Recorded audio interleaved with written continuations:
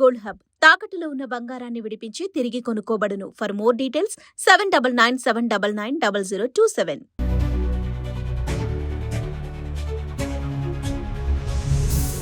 Hi viewers, welcome to ఆదాన్ మరోకొండం. నేను మీ ప్రసాద్.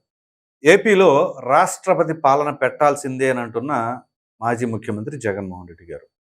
ఆయన ఎందుకు డిమాండ్ చేస్తున్నారు ఏంటి అనేది తెలియజేస్తాం. దానికంటే ముందుగా నిజంగానే ఆంధ్రప్రదేశ్లో రాష్ట్రపతి పాలన పెట్టాల్సిందేనా లేదా అనే మీ అభిప్రాయాన్ని అయితే స్పష్టంగా కామెంట్ సెక్షన్లో తెలియచేయండి. ఇక వివరాల్లోకి వెళ్ళినట్లయితే మాజీ ముఖ్యమంత్రి జగన్మోహన్ రెడ్డి గారు తాజాగా ఒక ట్వీట్ చేశారు. అదేమిటి అంటే, ఆంధ్రప్రదేశ్లో రాష్ట్రపతి పాలన పెట్టాల్సిందే. ఇంతకీ ఎందుకు పెట్టాలి అని అంటున్నారు అని అంటే, తాజాగా ఏం జరిగిందంటే, గుంటూరు జిల్లాలోని పొన్నూరు నియోజకవర్గంలోని మన్నవ గ్రామానికి సర్పంచ్గా ఉన్నటువంటి నాగ మల్లేశ్వరరావు, ఆయన వైసీపీకి సంబంధించిన వ్యక్తే. ఆ సర్పంచి ఒక హోటల్లోనూ ఎక్కడో మొత్తానికి ఆయన కూర్చొని ఉన్నప్పుడు కొంతమంది అంటే ఒక ఇద్దరు అనుకుంటా బహుశా, పెద్ద పెద్ద కర్రలు తీసుకొని వెళ్ళి అతని పైన దాడి చేశారు. దాడి చేస్తే ఆయన అక్కడే పడిపోయాడు. తర్వాత ఆయన హాస్పిటల్ తరలించారు. సో ప్రస్తుతం అయితే ట్రీట్మెంట్ జరుగుతుంది. పరిస్థితి అయితే కొంచెం కాంప్లికేటెడ్గానే ఉంది. అయితే ఇక్కడ ఈ దాడి చేసింది ఎవరు? తెలుగుదేశం పార్టీ కార్యకర్తల, సామాన్యుల? ఒకవేళ సామాన్యుడైతే ఎందుకు దాడి చేస్తాడు? ఆయనకి ఏం అవసరం? ఒకవేళ ఏదైనా సరే వ్యక్తిగత విభేదాలు ఉన్నా, ఆంధ్రప్రదేశ్ రాష్ట్రంలో ఈ రకంగా ఎవరు పడితే వాళ్ళు దాడులు చేస్తూ ఉంటే లా అండ్ ఆర్డర్ ఏం చేస్తుంది? ఖచ్చితంగా ఫెయిల్ అయిందని అనుకోవాలి కదా. లేదు, తెలుగుదేశం పార్టీ నాయకులు అనుకుందాం దాడి చేసిన వాళ్ళు. తెలుగుదేశం పార్టీ నాయకులు అయితే ఆ రకంగా దాడి చేసినప్పుడు మరి అధికారంలో ఉంది ఎవరు? కూటమేక. మరి చంద్రబాబు నాయుడు గారు కానీ, లోకేష్ గారు కానీ, లేదా హోమ్ మినిస్టర్ గారు కానీ ఏం చేస్తున్నారు? వాళ్ళపైన చర్యలు తీసుకోవాలి కదా.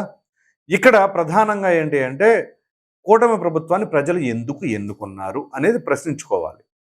సో పరిపాలన బాగోలేదు, అలాగే ప్రజలు సుభిక్షంగా లేరు, ప్రధానంగా స్వేచ్ఛ అనేది కోల్పోయారు. మనస్ఫూర్తిగా ఏదైనా సరే మాట్లాడదాము, ప్రభుత్వం చేసే పనులపైన విమర్శిద్దాము అనుకుంటే ఆ అవకాశాన్ని కూడా లేకుండా చేసింది గత ప్రభుత్వం అని చెప్పేసి ప్రజలు స్పష్టంగా భావించారు. దానికి నేను ప్రత్యక్ష సాక్షి, నేను చూసా చాలామంది ప్రజలు డైరెక్ట్గా మాట్లాడుతున్నప్పుడు. సో అటువంటి పాలన వద్దు అని వీళ్ళకి అధికారం ఇచ్చినప్పుడు వీళ్ళ పరిపాలనలో ఎలాగుండాలి? లా అండ్ ఆర్డర్ సుభిక్షంగా ఉండాలిగా, ప్రజలు సస్యశ్యామలంగా ఉండాలిగా. అలా కాకుండా అక్కడెక్కడ చెదురుముదురుగా జరుగుతాం అంటే, గత ప్రభుత్వ హయాంలాగా జరుగుతుందా, లేదా ఈ ప్రభుత్వంలో కొంత తక్కువే కదా, వాళ్ళు చేసిన దాంతో పోలిస్తే సమర్థించుకునే ప్రయత్నం చేయొచ్చు ఈ ప్రభుత్వానికి అనుకూలంగా మాట్లాడేవాళ్ళు. కానీ ఎంత జరిగినా ఎక్కడ జరిగినా తప్పు తప్పే. ఒక వ్యక్తి పైన ఇప్పుడు జరిగిన దాడి అప్పుడంటే 100 మంది పైన జరిగింది అని చెప్పేసి ఇప్పుడు ప్రభుత్వాన్ని సమర్థించలేరుగా. సో ఆ ఒక వ్యక్తి పైన దాడి చేసినా అది తప్పు తప్పే.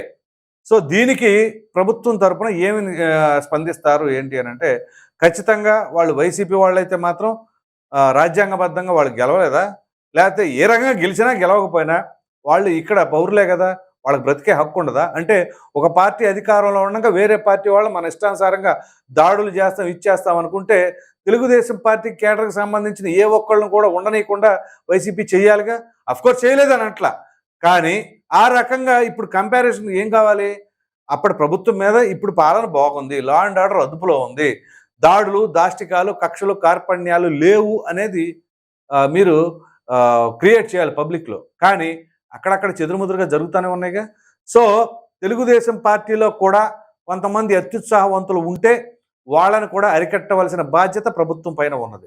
సొంత పార్టీ వాళ్ళనైనా సరే మేము సమర్థించం, ఉపేక్షించం అనేది ప్రజల్లోకి వెళ్ళేలాగా మీరు ఎక్కడా కూడా ఇట్లాంటి ఘటనలు చెదురుముదురుగా కూడా జరగకుండా తీసుకోవాలి. అయితే ఇక నెక్స్ట్ ఎపిసోడ్కి వద్దాం. జగన్మోహన్ రెడ్డి గారు దీనిపైన ఇదిగో రాజకీయ కక్షలు, కుట్రలో జరుగుతున్నాయి, విపక్షాలపైన దాడులు జరుగుతున్నాయి, ప్రతిపక్షాలను బ్రతికించే పరిస్థితి లేదు అని చెప్పేసి అంటున్నారు.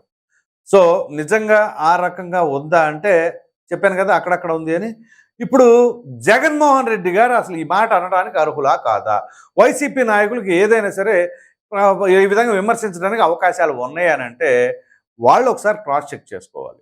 వాళ్ళు అధికారంలో ఉన్న సమయంలో ఏ రకంగా ప్రజాస్వామ్యానికి విలువలు ఇచ్చారు, రాజ్యాంగబద్ధంగా మరి ప్రభుత్వ పరిపాలన కొనసాగించారా?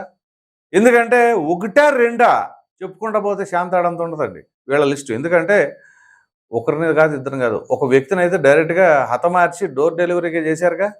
డ్రైవర్ సుబ్రహ్మణ్యాన్ని చేసింది ఎవరు? ఎమ్మెల్సీ అనంతబాబేగా. పైగా రాజ్యాంగబద్ధమైన పదవిలోనే ఉన్నాడుగా, అధికార పార్టీకి సంబంధించిన వ్యక్తేగా. మరి అప్పుడేమనాలి? అప్పుడు రాజ్యాంగం రాష్ట్రపతి పాలన అవసరం లేదంటారా? అలాగే అక్రమ ఇసుక రవాణా జరుగుతుంది అని చెప్పేసి ఒక వ్యక్తి, ఒక దళిత కుర్రవాడు ఆ వాహనానికి అడ్డం పడిన దానికి గాను పోలీస్ స్టేషన్కి తీసుకెళ్లి శిరోమండనం చేయించారు కదా. అది అప్పుడు రాష్ట్రపతి పాలన అప్పుడు అవసరం లేదా? డాక్టర్ సుధాకర్ని ఆ విధంగా పిచ్చివాడులాగా రోడ్ల మీద ఆయన్ని ఇబ్బంది పెట్టి చివరికి ఆయన మరణానికి కూడా కారణమైన ప్రభుత్వాన్ని ఏమనాలి? అప్పుడు మరి రాష్ట్రపతి పాలన అవసరం లేదంటారా? ఇలా ఒకటి కాదు, రెండు కాదు, అంతెందుకండి. స్థానిక సంస్థల ఎన్నికలకు ముందు మాజీ ఎమ్మెల్యే అయినటువంటి బోండవమ్మ, అప్పుడు మాజీ ఎమ్మెల్యే, అలాగే బుద్ధ వెంకన్న వీళ్ళు మాచర్ల పర్యటించినప్పుడు అక్కడ వాహనంలోకి పెద్ద పెద్ద దొంగలు పెట్టుకుని, అది ఏమంటారు, బాదులు, వాటిని పెట్టుకొని ఆ వాహనాన్ని అద్దాలు ధ్వంసం చేసి వాళ్ళని హతమార్చాలి అని చెప్పేసి దుర్గా కిషోర్ ఆ వ్యక్తి చేసిన దాన్ని ఎవరైనా సమర్థిస్తారా? ఇలా ఎన్ని జరిగినాయి? ఒకటే రెండు. సోషల్ మీడియాలో అయితే అంతే లేదు. కొంతమంది అయితే విర్రవీగి మాట్లాడేశారు. ఇక అమ్మ, అక్క, ఆలి అన్నట్టుగానే బూతులు. మరి దాన్ని సమర్థిస్తారా? అప్పుడేమైంది మరి రాష్ట్రపతి పాలన? సో కేవలం ఇప్పుడు కూటమి అధికారంలోకి వచ్చిన తర్వాత దాడులు జరుగుతున్నాయి. దాడులు జరుగుతు తప్పే. ఇప్పుడు కూటమి ప్రభుత్వంలో లా అండ్ ఆర్డర్ కూడా కొంత గాడి తప్పిన మాట వాస్తవమే. సో దానిపైన చర్యలు తీసుకోవాలి. ఎట్ ద సేమ్ టైం వీళ్ళు ఆ కామెంట్ చేయడానికి, ఆ విమర్శ చేయడానికి వీళ్ళకి అర్హత ఉన్నదా? వీళ్ళు ఆ సమయంలో రాజ్యాంగాన్ని గౌరవించి ప్రజాస్వామ్యబద్ధంగా పరిపాలన కొనసాగించి ఉంటే ఎంత బాగుండేది. అదిగో మా పరిపాలనలో ఎక్కడైనా సరే ఒక్క దాడి జరిగిందా? మీరు అధికారంలోకి వచ్చారు, ఈ విధంగా చండశాసనంలాగా వ్యవహరిస్తున్నారు అని చెప్పి జగన్మోహన్ రెడ్డి గారు అంటే బ్రహ్మాండంగా ఉండేది. ప్రతి ఒక్కరూ అసలు అయినా ఆ రకంగా జగన్మోహన్ రెడ్డి గారు పరిపాలన చేస్తుంటే ఇవాళ ప్రతిపక్ష హోదా కూడా రాకుండా ఏ విధంగా ఉంటుంది? ఎమ్మెల్యేలు లేదు, ఎంపీలు లేదు, మంత్రులు లేదు, ప్రతి ఒక్కరు కూడా వాళ్ళ పరిధులు దాటి అసలు వాళ్ళు ఉన్న శాఖకు సంబంధించిన దానికంటే మాట్లాడేది విపరీతంగా వేరే వాడి గురించి మాట్లాడటం, వేరే వాడి గురించి కాన్సన్ట్రేట్ చేయటం, ప్రతిపక్ష నాయకుల్ని వ్యక్తిగతంగా టార్గెట్ చేయటం, వ్యక్తిత్వ హననం చేయటం, వీటిపైన ఉన్నటువంటి శ్రద్ధ ప్రజలపైన, పాలన పైన ఏ రోజైనా కేంద్రీకృతం చేసిందా గత ప్రభుత్వం? సో ఇప్పుడు ప్రభుత్వాన్ని కూడా ఖచ్చితంగా ప్రశ్నించాలి మనం. ఎక్కడైనా సరే, ఎవరిపైన సరే దాడి జరిగింది అంటే దాన్ని ఖండించాలి. అసలు అంతెందుకండి, ప్రజాస్వామ్యంలో ఎప్పుడైనా కానీ ఒక ప్రతిపక్ష పార్టీ సంబంధించిన కేంద్ర కార్యాలయం పైన దాడి చేశారు ఎవరైనా ఇప్పటి వరకు? కానీ అది జగన్మోహన్ రెడ్డి గారి హయాంలో జరగలేదా? మామూలుగా కాదు, భయంకరంగా భయానకాలను సృష్టించేలాగా, ప్రతి ఒక్కరు భయాందోళనతో పారిపోయేలాగా చేసింది ఎవరు?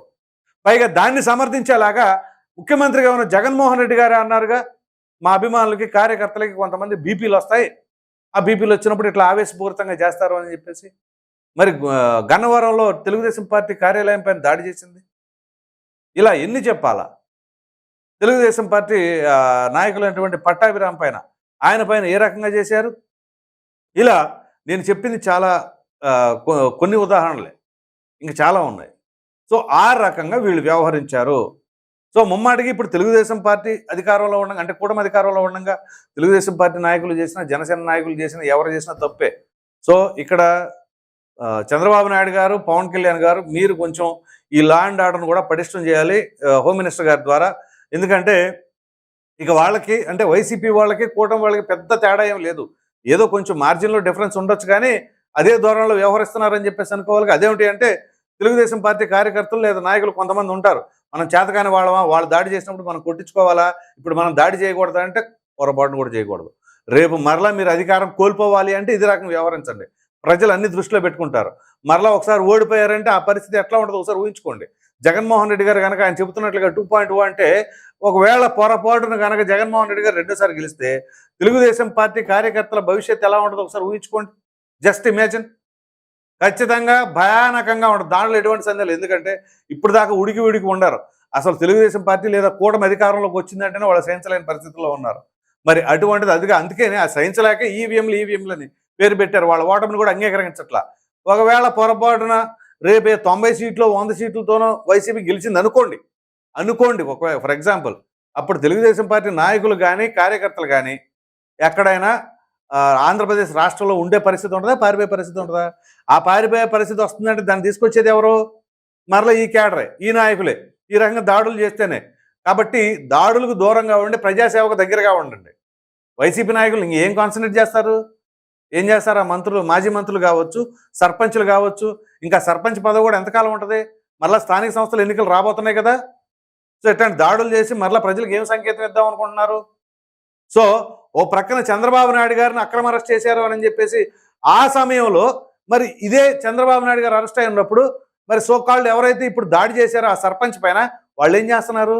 ఎప్పుడైనా బయటకు వచ్చారా? ఎప్పుడైనా చంద్రబాబు నాయుడు గారి కోసం గట్టిగా హడావుడి చేశారా? వీళ్ళు ఎన్ని కేసులు ఫేస్ చేశారు? అక్కడ అనిపించింది ఎవరు? 52 రోజుల పాటు జైల్లో చంద్రబాబు నాయుడు గారు. ఢిల్లీ వెళ్ళి నానా తిప్పలు పడింది ఎవరు? లోకేష్ గారు. సో 2 పార్టీలని సమయమత్తం చేసి జైలు దగ్గరికి వెళ్ళి పొత్తు ప్రకటించింది ఎవరు? పవన్ కళ్యాణ్ గారు. అనుభవించిందేమో వీళ్ళు అప్పుడు కష్టాలన్నీ. ఇవాళేమో అధికారం రాగానే వాళ్ళపైన దాడులు చేస్తాం, వీళ్ళపైన దాడులు చేస్తామంటే ఏమని అర్థం చేసుకోవాలి? ఒకసారి ఊహించుకోండి, చంద్రబాబు నాయుడు గారు ఈ వయసులో 52 రోజుల పాటు జైల్లో ఎట్లాంటి జీవితం అనుభవించాడు. పవన్ కళ్యాణ్ గారు ఆయనకేం అవసరం? రోడ్ల మీద పడుకోవాల్సిన దుస్థితి ఎందుకు ఆయనకి? సో అక్కడేమో కష్టాలు పడింది వీళ్ళు. ఇవాళ అధికారం రాగానే మేము దాడులు చేసేస్తాం, వైసీపీ వాళ్ళని బతికనివ్వమని చెప్పేసి ఈ గ్రామ స్థాయి లెవెల్లో, మండల స్థాయి లెవెల్లో నాయకులు వ్యవహరిస్తూ ఉంటే చివరికి మూల్యం చెల్లించుకోవాల్సింది ఎవరు? మరలా ఊహించుకోండి. మీ గ్రామ స్థాయిలో, మండల స్థాయిలో ఏముంది? రాష్ట్ర స్థాయిలో రేపు పవన్ కళ్యాణ్ గారు కానీ, చంద్రబాబు నాయుడు గారు కానీ, లోకేష్ గారు కానీ వాళ్ళు ఏం చేయాలి? ఒకవేళ మీ వల్ల వాళ్ళు ఓటమి చెందితే, వాళ్ళు ఎంత పరిపాలన మంచిగా చేసిన లా అండ్ ఆర్డర్ కంట్రోల్లో లేదనుకోండి, ప్రజలు అయ్యే గమనిస్తారు.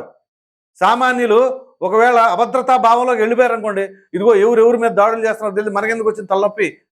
సరే గతంలో ఏం జరిగిందో పక్కన పెట్టేసేయండి, ప్రస్తుతం ఏం జరుగుతుందనేది చూస్తారుగా. సో కాబట్టి వీటన్నిటిని దృష్టిలో పెట్టుకుని ఇప్పటికైనా కానీ లా అండ్ ఆర్డర్ని కంట్రోల్ చేయండి. ఈ తెలుగుదేశం పార్టీ నాయకులు కావచ్చు, కొంతమంది ద్వితీయ శ్రేణి కేడర్లో ఉన్న అనుచరులు కావచ్చు, ఈ రకంగా దాడులు దాష్టికాలు చేస్తే మాత్రం అది భవిష్యత్తులో చాలా ప్రమాదానికి దారితీస్తుంది అనడంలో ఎటువంటి సందేహం లేదు. ఇది మొత్తానికి పరిస్థితి. ఈ వీడియో కనుక మీకు నచ్చినట్లయితే లైక్ చేయండి, షేర్ చేయండి. అదేవిధంగా ఆంధ్రప్రదేశ్లో రాష్ట్రపతి పాలన పెట్టాల్సిందే అని జగన్మోహన్ రెడ్డి గారు అన్నదానిపైన మీ అభిప్రాయాన్ని కామెంట్ సెక్షన్లో తప్పకుండా తెలియజేయండి. Thank you.